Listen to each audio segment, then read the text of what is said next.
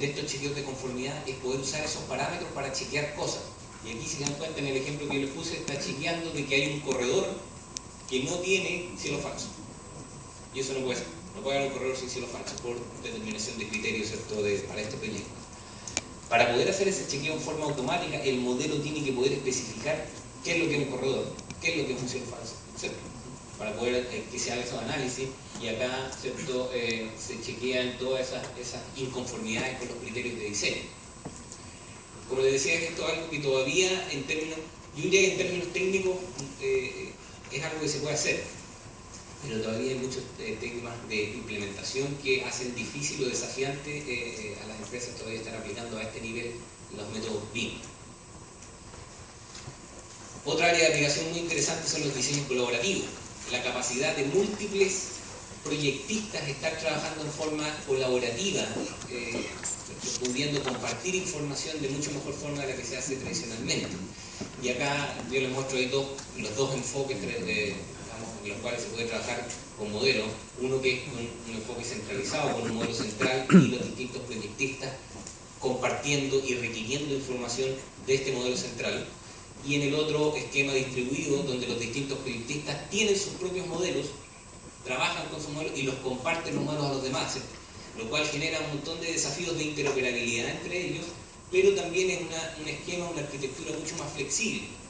En este esquema de acá es más propio de proyectos grandes, proyectos centralizados, donde hay sistemas contractuales que son ad hoc a eso, sistemas EPC, donde, ¿cierto?, se reúnen las exigencias o los requerimientos de diseño y construcción dentro de un solo actor y no están repartidos entre múltiples actores. Cuando no existen esos sistemas contractuales y esos proyectos grandes y esa capacidad de exigir este método de trabajo, uno trabaja con modelos distribuidos. De hecho, no sé si hay alguien aquí que tenga experiencia trabajando en la minería, pero en proyectos mineros, por ejemplo, es más típico trabajar con esquemas de modelos centralizados, porque son proyectos grandes, las empresas usualmente trabajan más o menos con los mismos mandantes, contractualmente las responsabilidades de diseño y construcción muchas veces están integradas, etc. Pero en edificación no. En edificación se trabaja más con modelos distribuidos. Ahora, lo que les estaba mostrando un poquito para dejarles el gustito del tipo de cosas que se pueden hacer con los modelos BIM, ¿cierto?, las metodologías BIM, los impactos que pueden tener.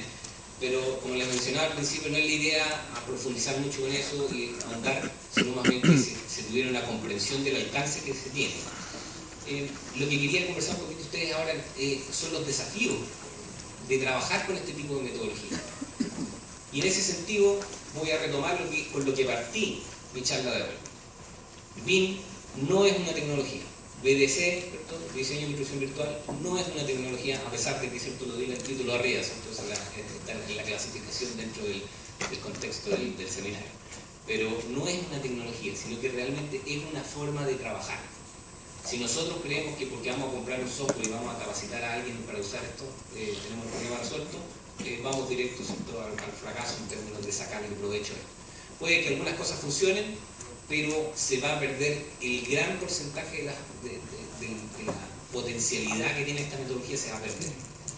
Entonces realmente hay que considerar de que cuando uno utiliza, trabajar de metodologías de diseño y construcción virtual, metodologías BIM en particular, uno tiene que repensar la forma en que uno trabaja. Entonces, cambios de procesos de trabajo, importante. Asignación de roles y responsabilidades nuevas que antiguamente quizás no existían. Una de las cosas que siempre están preguntando, ¿cierto?, es, bueno, pero ¿cuál es el impacto que genera esto? ¿Cierto? Uno siempre quiere escuchar un número y uno quiere decir, bueno, pero a ver, ¿cuánto es la reducción en los conflictos en terreno? ¿Cuánto es el incremento en la productividad? ¿Cierto?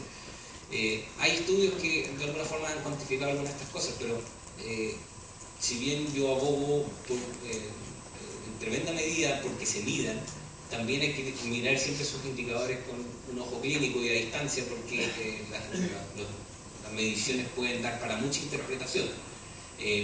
Pero es importante entender de cuáles van a ser los beneficios del uso de estas metodologías en todos los actores del proyecto. Porque como nosotros estamos generando o pidiendo que se hagan cambios de procesos de trabajo, la gente no va a cambiar sus procesos de trabajo sin que haya un convencimiento.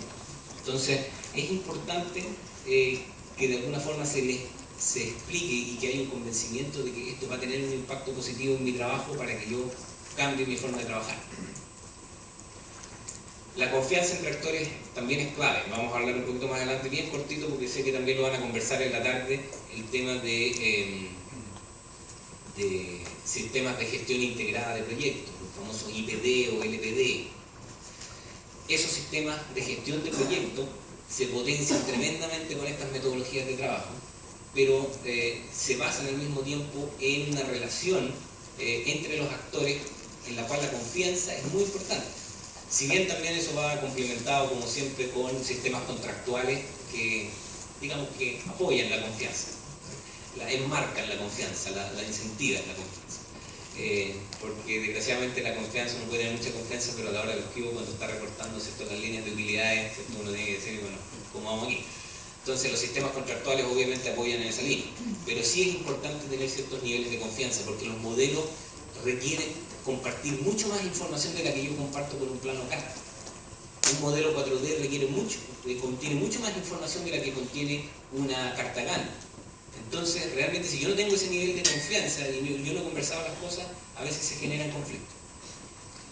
Interoperabilidad de tecnología y de procesos, muy importante, y no solo de tecnología, sino que hay, como dice, de procesos que tienen que ver con la gente, cómo yo trabajo, cómo yo estructuro la información. Si yo voy a hacer un modelo 4D, la forma en que está estructurado el modelo BIM y la forma en que está estructurado el programa de construcción tienen que ser consistentes, si no yo no los voy a poder vincular. Si yo quiero construir toda esta losa de un solo en tramos, digo, voy a construir la mitad de esta losa y después la otra mitad de esta losa, y resulta que el modelo, el elemento es una sola gran losa, un ejemplo súper básico, no lo puedo vincular. O si yo voy a hacer los muros, claramente esto lo hacemos por piso, pero si el modelo tiene el muro desde la fundación hasta el último piso del edificio, no lo voy a poder vincular. Y ese tipo de cosas que son bien básicas, obviamente hay otras tiene otras connotaciones que tienen mucho más detalladas, pero tiene que ver con hacer consistente la información de los modelos que estamos utilizando, modelos de proceso, modelos de producto, etc. Y finalmente, un tema que es bien importante obviamente en toda tecnología nueva, la falta de mano de obra capacitada. Y aquí voy a hacer la distinción, no solamente estoy hablando de la mano de obra, el operador de un software, que también es importante entender que aquí no estamos hablando de operadores de software, alguien que sepa usar el software, porque para usar estas metodologías BIM uno tiene que saber de diseño y construcción, porque ya no es trazar una línea, es trazar una viga. Ya no es trazar un par de rayitas que simbolizan una fundación, sino que es trazar una fundación que tiene un significado físico, que tiene que tener una relación con la topografía, que tiene que tener una relación con los elementos estructurales, etc. Entonces, el tema de la mano de obra pasa por ahí, pero también pasa por niveles superiores dentro de la administración de los proyectos, que entiendan que, ¿cierto?, el impacto que tiene el uso de estas metodologías en los procesos de trabajo. Y no solamente ¿cierto?, que entienda lo que hace el software, sino que entienda cómo eso me va a impactar a cómo yo planifico mis proyectos, a cómo yo negocio mis proyectos con los clientes, porque realmente genera cambios de ese tipo. Me voy a apurar un poquito porque estoy viendo aquí en el reloj que me quedan pocos minutos. Tengo un reloj bastante grande, así que creo que me quedan 13 minutos. Así que me voy a ir apurando un poco. Ahora estamos llegando a la tercera parte de los 3 puntos que yo le quería mencionar hoy día, ¿cierto? Quería hablar de diseño y construcción virtual, BIM, y quería hablarles de la relación que existe entre estas metodologías y construcción sin pérdida, BIM. Son dos grandes corrientes que hoy en día están realmente revolucionando nuestra industria. Esto yo lo veo y lo digo en serio, no solamente aquí en América Latina, sino que en Estados Unidos, en Europa, en Asia, son temas gravitantes hoy en día, Lean y BIM. También sustentabilidad, es otro tema que yo diría, sumaría quizás a esto. Ahora, ¿cómo se relacionan? Que hay empresas que se meten en el tema Lean, ¿cierto? Porque dicen, uy, hay que meterse para allá la cosa, ¿cierto? Hay otros que se meten en el tema Lean, pero realmente no entienden, bueno, pero ¿cómo conversa uno con el otro? O sea, estas cosas están vinculadas o son divergentes y cada uno va para su lado, ¿cierto? Y me va a generar conflicto. Eso es un poquito lo que uno quiere entender, cuál es la relación que hay entre estas dos líneas de trabajo, por llamarlo de una forma. Y quizás para poder responderles un poquito esa pregunta o iniciar una respuesta a esa pregunta, hay que entender un poco de qué se trata esto. Ustedes ya han estado hablando bastante de construcción Lean durante el taller y van a seguir hablando hoy día.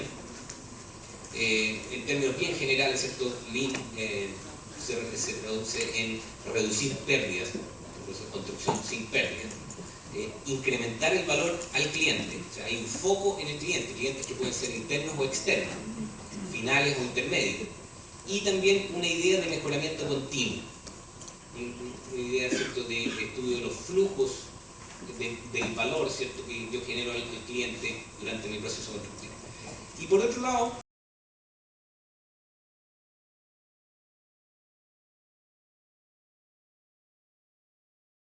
metodología BIM que consiste en un modelo de producto, como habíamos hablado, una clase de modelo de producto, porque hay muchas otras clases, como ya habíamos conversado. Además, todas las herramientas asociadas a esos modelos de producto, todos los análisis asociados a esos modelos de producto, y que tiene un objetivo, que es un propósito, que es satisfacer objetivos de negocio que son claros, que son explícitos. Y ahí es donde viene la conexión. BIM es una metodología para satisfacer ciertos objetivos, no declarados en términos, digamos, específicos, sino que cada empresa los podría declarar. Y ahí es donde justamente está la conexión. Esos objetivos tienen que estar alineados con la filosofía Lean. Lean es una filosofía que de cierta forma me declara mi norte, a dónde yo quiero ir a reducir pérdidas, quiero satisfacer a mi cliente, ¿cierto? Quiero mejorar continuamente. BIM es una forma, un método que me ayuda en ese objetivo. Uno podría usar BIM de muchas formas, a veces no necesariamente alineadas con ese objetivo, y por eso es que es importante, ojalá, sumarlo. Excepto la analogía clásica de que uno puede usar un martillo para muchas cosas. Uno puede usar un martillo como destornillador, para pegarle la cabeza a uno de los maestros que hizo mal la pega, y también obviamente lo podría usar para clavar un clavo, que es el propósito que uno tenía en mente originalmente. Lo mismo pasa con metodologías como BIM. Uno puede usar BIM de múltiples formas. La idea con estas metodologías es darle una orientación, darle un norte que está alineado obviamente con ciertos propósitos mayores de la empresa, y ahí es donde entra Lean fuerte que le da ese norte. Entonces, de esa forma se complementan muy bien. De hecho, este es un estudio que yo sé que aquí no pueden leer nada, pero espero que en su lámina pueden leer un poquito mejor. Está la referencia en todo caso ahí por si quieren buscarlo. Este es un estudio de Rafael Sachs de Israel con varios otros autores, en la cual hizo un análisis de las funcionalidades que da la metodología BIM. Aquí hacia abajo son funcionalidades BIM, por ejemplo, visualización de la forma, generación y evaluación rápida de múltiples alternativas de diseño, etcétera, etcétera. Y aquí hacia la derecha, las columnas son principios Lean, como por ejemplo reducir la variabilidad, reducir los tiempos de ciclo, incrementar la flexibilidad, etcétera. Y cada otro número que está en esta matriz son ejemplos en la literatura que justamente muestran esa conexión. Ejemplos que dicen, efectivamente, mira, aquí se usó BIM de esta forma y produjo un impacto en este principio Lean. Entonces, justamente aquí ustedes pueden ver en la matriz cómo hay gran cantidad de evidencia que mira que el uso de esta metodología apoya los principios Lean. Este es otro estudio del compañero allá de armas, ¿cierto? de cuando hice el doctorado en Stanford. Él utilizó proyectos de la zona de California, en la cual tenían proyectos en los cuales se había hecho un uso básico de metodología de las Planner o un uso alto de metodología de las Planner, y por otro lado un uso básico de lo que es diseño y construcción virtual y un uso alto de diseño y construcción virtual.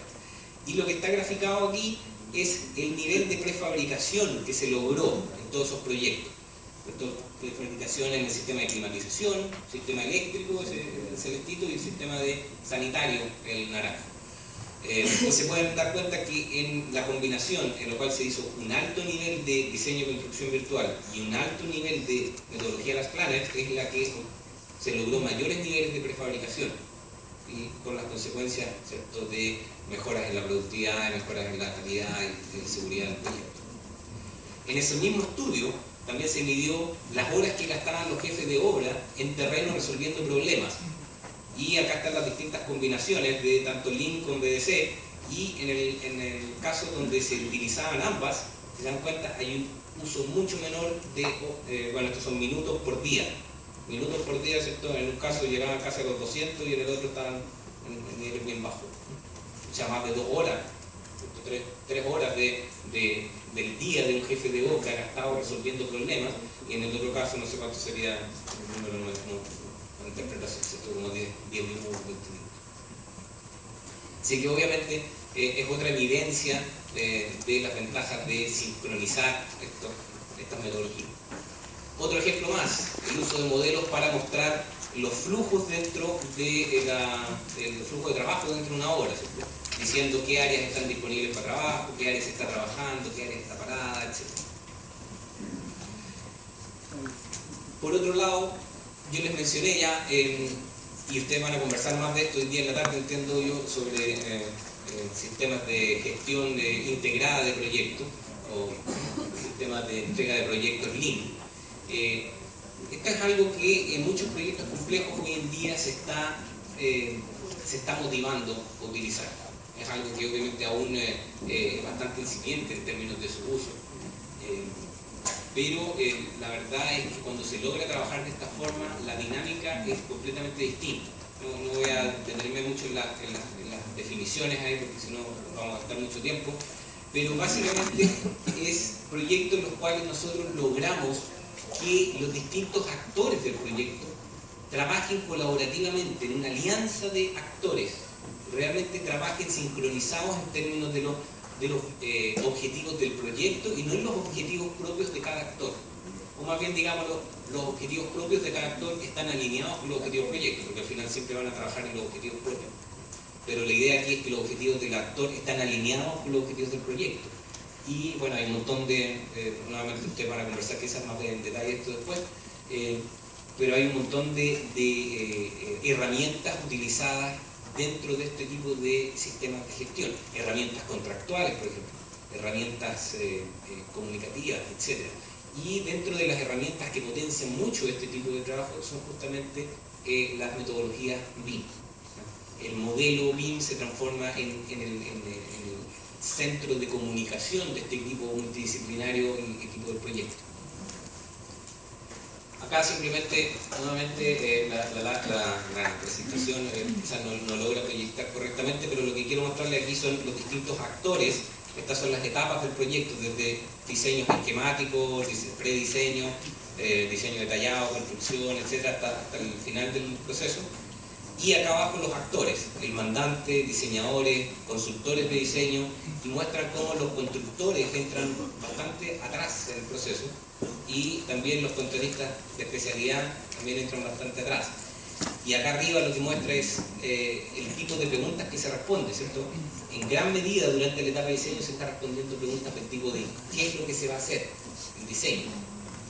Solamente al final, cuando se están haciendo los documentos de construcción, se responden preguntas de cómo se va a hacer. ¿Y quién lo va a hacer? Se hace cuando esto se licita, en el típico proyecto de diseño, licitación, construcción. Y finalmente se ejecuta en la etapa de construcción. En un enfoque, es el enfoque tradicional.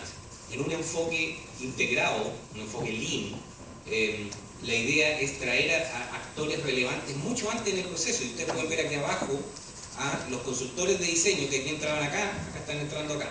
Y los constructores están entrando también ahí. Los contratistas de especialidad están entrando un poco después. Entonces estamos trayendo actores clave, y aquí no se trata de traer a todos los actores, ¿no? Porque obviamente se produce otro tipo de problema, pero se trata de traer a los actores clave en etapas mucho más tempranas para que puedan aportar al proyecto, y así se pueden responder preguntas del cómo y el quién mucho antes, se puede agregar valor mucho antes. Y de eso se trata básicamente el sistema de gestión integrada de proyectos. Ahora, para lograr eso, una de las metodologías, una de ellas, porque existen varias, pero una de las metodologías fuertes que apoyan este trabajo son los modelos virtuales. En todos los ejemplos que existen en la literatura y en la práctica que se han hecho en proyectos, siempre el IPD ha estado vinculado de alguna forma con modelos virtuales, porque es una herramienta poderosa que ayuda a lograr que este sistema de gestión realmente funcione. Finalmente, para cerrar, quería dejarlos con una frase que creo que resume de buena forma el espíritu que hay detrás del uso de la metodología BIM y de su vínculo, su relación con la construcción sin pérdida. Modelar temprana y continuamente para apoyar decisiones oportunas y económicas que optimizan el valor al cliente y hacer nuestros proyectos más sustentables.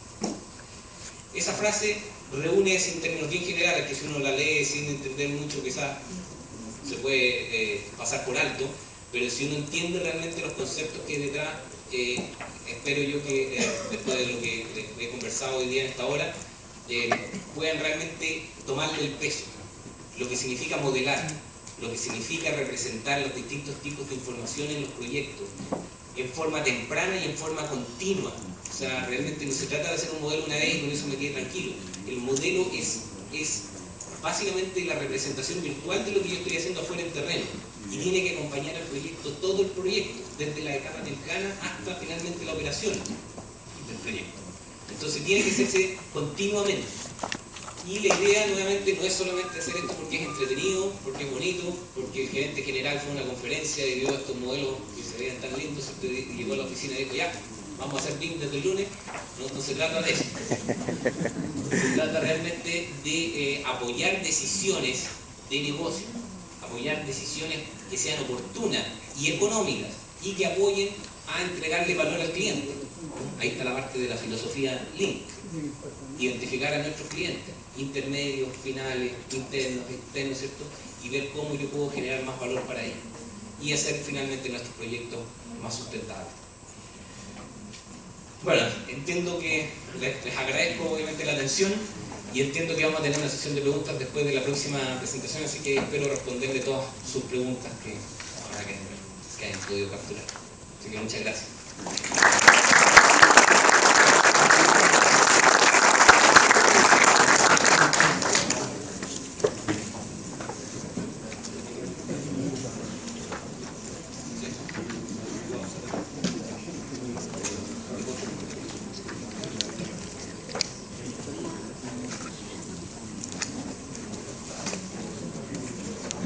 Bien, continuando con nuestra